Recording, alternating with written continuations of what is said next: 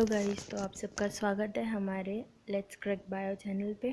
तो आज हम लोग चालू करेंगे चैप्टर नंबर 2 जो है बायोलॉजिकल क्लासिफिकेशन। ओके, तो उसके अंदर क्या क्या कंटेंट है वो हम लोग देख लेते हैं।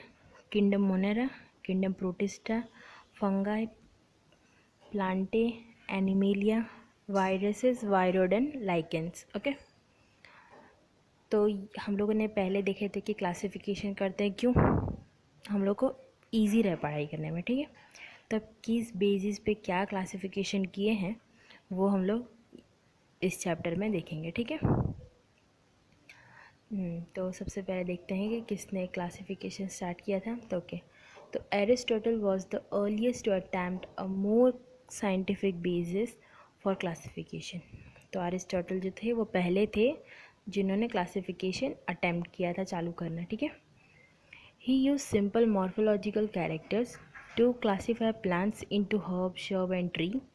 He also divided animals into two groups, those which had red blood and those they didn't. Okay, तो मतलब अरिस्टोटल ने क्या किया, उन्होंने दो ग्रुप बनाए।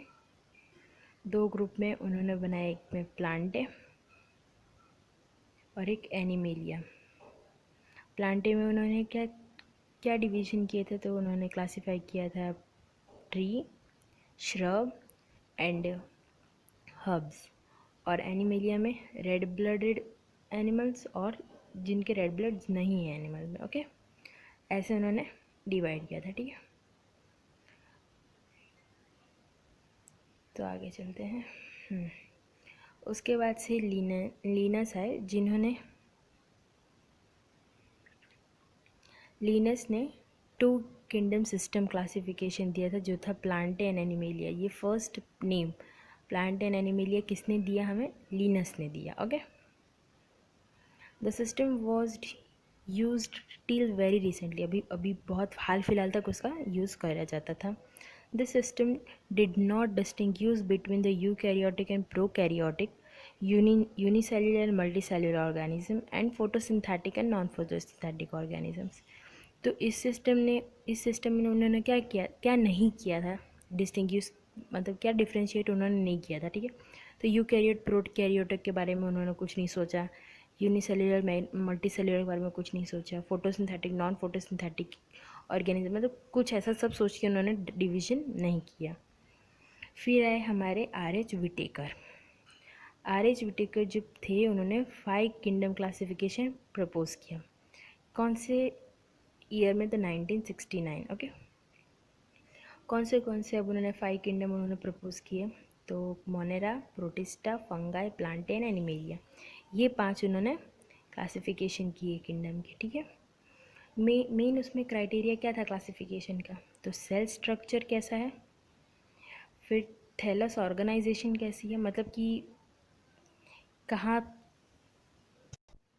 मतलब कि आके उनकी ऑर्गेनाइजेशन कहाँ से स्टार्ट हो रही है, मोड ऑफ न्यूट्रिशन क्या है, हेटरोट्रॉफ है, ऑटोट्रॉफ है, या फिर उनका जो रिप्रोडक्शन एंड फाइलोजेनेटिक रिलेशनशिप। ठीक है, तो ये से दो पर तो क्लियर हो जाएंगे। फाइलोजेनेटिक रिलेशनशिप क्या होता है? जो इवॉल्व होते रहते हैं, डिपेंडेंट होके इवॉल्व होते रहते हैं, मतलब कि पहले हम बंदर थे, फिर इंसान बन गए, इवोल्यूशन हुआ, तो डिपेंडेंट इवोल्यूशन को हम लोग क्या बोलते हैं? Phylogenetic relationship. ओके, तो आगे चलते हैं। तो ये 5 किंगडम है। यहाँ पर कैरेक्टर, ये बुक की एनसीईआरटी बुक में से ये फ़ोटो उठाई है, जो बहुत, इसको इतना याद कर लिया दैट मीन्स हम लोगों ने आधा चैप्टर हम लोगों ने कर लिया, मतलब आधे एमसीक्यूज़ इसमें से ही पूछ लेंगे। तो यहाँ पर कौन से कैरेक्टरिस्टिक्स हैं? तो सेल टाइप, किस टाइप का सेल है, ठीक है, सेल वॉल, किस चीज़ से सेल वॉल बना है, ये सेल वॉल है कि नहीं है वो, ठीक है, nuclear membrane, body organisation and mode of nutrition. तो हम लोग पहला किंगडम हम लोग मोनेरा का पढ़ेंगे। तो मोनेरा में सारे किस टाइप के सेल वाले होंगे? प्रोकैरियोटिक। उसके अंदर सेल वॉल कैसा होगा? उसके अंदर सेल वॉल की कैसी ऑर्गेनाइजेशन होगी? तो non cellular polysaccharide plus amino acid, मतलब उसकी सेल वॉल किससे बनी है? Polysaccharide plus amino acid. Okay, nuclear membrane नहीं है। और बॉडी ऑर्गेनाइजेशन है वो कैसी है, सेल्यूलर लेवल पर है, मतलब कि सिर्फ सेल्स अभी इसके होंगे। ठीक है, मतलब ये सेल्स ऑर्गन नहीं अभी फॉर्म करेंगे, ये लोग अभी सेल स्टेज पे ही रहेंगे। फिर से मोड ऑफ न्यूट्रिशन क्या है, ऑटोट्रॉफिक। ऑटोट्रॉफिक यानी क्या होता है, खुद खाना अपना जो बनाते हैं। ठीक है, उसमें chemosynthetic and photosynthetic and hydrotrophic, saprophytic and parasite, मतलब ऑटोट्रॉफिक के अलावा ये सब भी उनके अंदर होते हैं। ठीक है, तो सबसे प्रोटिस्टा आएगा। प्रोटिस्टा में सेल टाइप कैसी है, यूकैरियोटिक, मतलब इसके अंदर यूकैरियोटिक का डिवीजन करेंगे। सेल वॉल कैसी है, तो है प्रेजेंट, कुछ में होती है, लेकिन यहाँ पर भी एक्सेप्शन है, कुछ में ही होता है cell wall. Nuclear membrane present है इसमें, और जबकि मोनेरा में एब्सेंट थी। बॉडी ऑर्गेनाइजेशन कैसी है, दोनों में सेल्यूलर लेवल की है। और प्रोटिस्टा में मोड ऑफ न्यूट्रिशन ऑटोट्रॉफिक है, जो सिर्फ फोटोसिंथेटिक, मतलब कि खुद से खाना बनाते हैं, और हेट्रोट्रॉफिक भी होती है, यानी कि दूसरों पर डिपेंडेंट रहते हैं। फिर आती है हमारी किंगडम फंगाई। फंगाई की सेल्यूलर टाइप कैसी है, तो इसकी भी यूकैरियोटिक है, same as protista. Cell wall इसमें प्रेजेंट होती है, लेकिन सेल्यूलोज के बिना। मोस्टली सेल वॉल्स होते हैं वो सेल्यूलोज से बने होते हैं, लेकिन इसमें कैसा है, present but without cellulose. Okay, और न्यूक्लियर मेम्ब्रेन्स की प्रेजेंट है। बॉडी ऑर्गेनाइजेशन, अब इसमें मल्टी सेल्यूलर, यहाँ पर देख रहे हो, यहाँ पर इवोल्यूशन हो रहा है, सेल्यूलर से ये मल्टी सेल्यूलर पे गया, फिर टिश्यू पे है, और फिर टिश्यू एंड ऑर्गन सिस्टम पे है, मतलब किंगडम वाइज इवोल्यूशन हो रहा है, जो हम लोगों ने पढ़ा था पीछे फाइलोजी। तो फंगाई हो गया हमारा। अब हम करेंगे प्लांटे। प्लांटे में सेल टाइप कैसी होती है, यूकैरियोटिक होती है। सेल वॉल प्रेजेंट होता है और सेल्यूलोसिस के साथ होता है, मतलब कि प्लांटे में प्रेजेंट होता है सेल वॉल एंड किससे बनाता है, सेल्यूलोज से।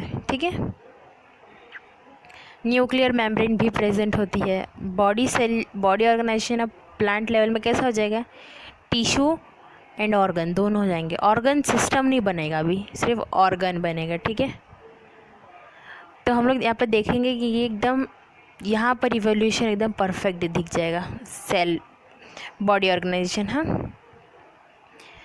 फिर अब इसके अंदर मोड ऑफ न्यूट्रिशन प्लांट में कैसा होता है, ऑटोट्रॉफिक, वो तो हमें पता ही है, फोटोसिंथेटिक से वो लोग अपना खाना बनाते हैं। फिर उसके बाद से अब हम लोग का लास्ट है एनिमेलिया, किंगडम एनिमेलिया, उसका सेल टाइप यूकैरियोटिक। अब हम लोग एनिमेलिया में सब कुछ अपने आप से रिलेट कर सकते हैं। ठीक है, तो सेल टाइप यूकैरियोटिक है हम लोग। सेल वॉल हमारे अंदर एब्सेंट होता है, ये तो पता ही होगा। न्यूक्लियर मेम्ब्रेन प्रेजेंट है, हाँ। और बॉडी ऑर्गेनाइजेशन कैसी है, टिश्यू ऑर्गन सिस्टम लेवल की अब हो गई है। ऑर्गन सिस्टम यानी पूरा डाइजेस्टिव सिस्टम है, तो वो पूरा एक सिस्टम हुआ, तो इसको ऑर्गन सिस्टम बोलेंगे। ठीक है, अब मोड ऑफ न्यूट्रिशन हमारा हेट्रोट्रॉफिक होता है। एनिमल से कैसा होता है, हेट्रोट्रॉफिक, और वो भी कैसा, होलोजोइक या फिर स्पेरोफाइटिक। ठीक है, तो ये अगर टेबल हम लोग को इजीली याद हो जाता है तो हम लोग का आधी प्रॉब्लम यहीं पे सॉल्व हो जाएगी। ठीक है, आगे चलते हैं।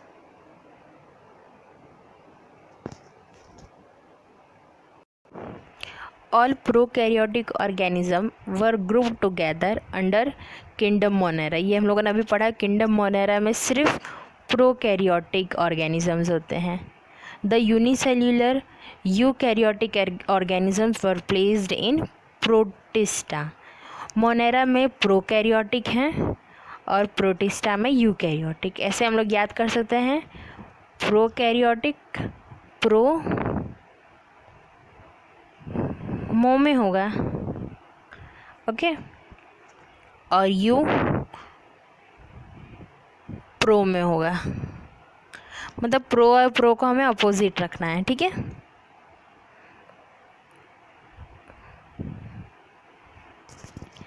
Kingdom protista has brought together chlamydomonas chlorella with paramecium and amoeba with leg cell wall. मतलब प्रोटिस्टा के अंदर क्लैमाइडोमोनास आ गए हैं, क्लोरेला आ गया है, पैरामीशियम आ गया, अमीबा आ गया है, लेकिन कैसे? विदाउट सेल वॉल हम लोग बोल सकते हैं, ठीक है। The morphological, physiological and reproductive similarity but also phylogenetic, that is based on evolutionary relationship। मैंने बोला था phylogenetic मतलब क्या होगा? evolution पे वो डिपेंड रहेगा, ठीक है।